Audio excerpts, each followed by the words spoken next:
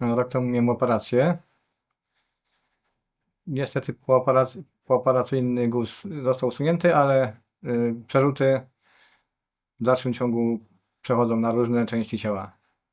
Jest to głowa, płuca, kręgosłup, teraz żebra, jelita.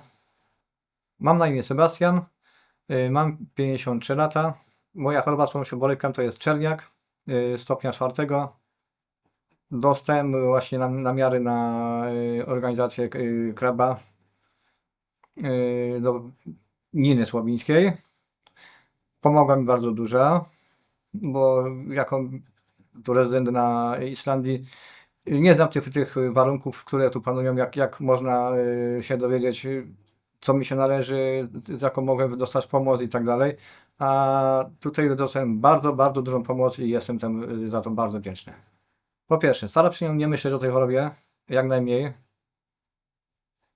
Nie dopuszczać do tego, że ta choroba istnieje, że jest we mnie, bo najgorszym, czym może być, według mnie, to jest to myślenie i załamanie się, że coś mam dla panów. Nie bać się, przychodzić, pytać się o pomoc, bo to zawsze jest potrzebne. Nie wolno siadać, załamywać się, siedzieć w domu, patrzeć się w telewizor, nie wiem, w telefon. Przyjść, porozmawiać, dopytać się.